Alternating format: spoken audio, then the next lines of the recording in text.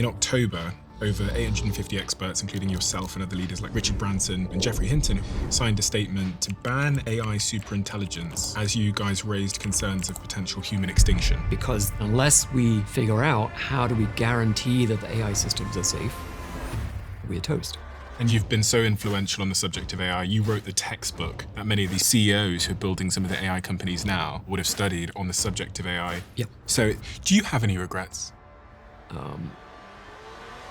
Professor Stuart Russell has been named one of Time magazine's most influential voices in AI. After spending over 50 years researching, teaching, and finding ways to design AI in such a way that humans maintain control.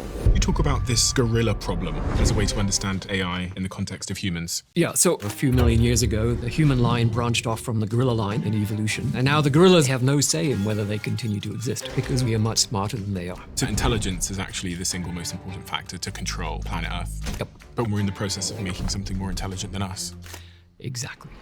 Why don't people stop then? Well, one of the reasons is something called the Midas touch. So King Midas is this legendary king who asked the gods, can everything I touch turn to gold? And we think of the Midas touch as being a good thing, but he goes to drink some water, the water has turned to gold. And he goes to comfort his daughter turns to gold. And so he dies in misery and starvation. So this applies to our current situation in two ways. One is that greed is driving these companies to pursue technology with the probabilities of extinction being worse than playing Russian roulette. And that's even according to the people developing the technology without our permission. And people are just fooling themselves if they think it's naturally going to be controllable. So, after 50 years, I could retire, but instead I'm working 80 or 100 hours a week, trying to move things in the right direction. So if you had a button in front of you, which would stop all progress in artificial intelligence, would you press it? Not yet. I think there's still a decent chance that guarantees safety, and I can explain more what that is. I see messages all the time in the comments section that some of you didn't realize you didn't subscribe. So if you could do me a favor and double check if you're a subscriber to this channel, that would be tremendously appreciated. It's the free thing that anybody that watches this show frequently can do to help us here, to keep everything going in this show in the trajectory it's on. So please do double check if you subscribed. And thank you so much, because in a strange way, you're part of our history and you're on this journey with us. And I appreciate you for that. So yeah, thank you.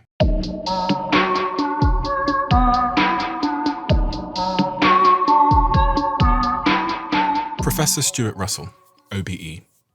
A lot of people have been talking about AI for the last couple of years. It appears this really shocked me. It appears you've been talking about AI for most of your life. Well, I started doing AI in high school back in England.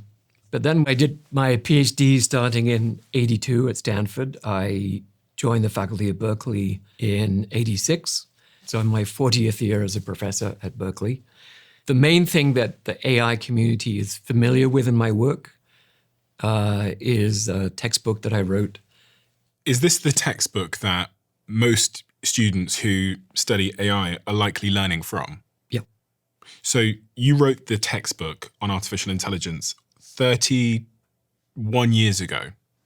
You actually probably started writing it, because it's so bloody big, in the year that I was born. So I was born in '92. Yeah, it took me about 2 years. Me and your book are the same age, which just is a wonderful way for me to understand just how long you've been talking about this and how long you've been writing about this.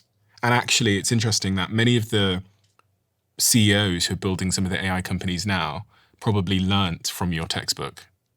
You had a conversation with somebody who said that in order for people to get the message that we're going to be talking about today, there would have to be a catastrophe for people to wake up. Can you give me context on that conversation and a gist of who you had this conversation with? So it was with one of the CEOs of a leading AI company. He sees two possibilities, as do I, which is either we have a small, or let's say small-scale disaster of the same scale as Chernobyl. The nuclear meltdown in Ukraine. Yeah, so this nuclear plant blew up in 1986. Killed a fair number of people directly and maybe tens of thousands of people indirectly through radiation. Recent cost estimates, more than $1 trillion. So that would wake people up.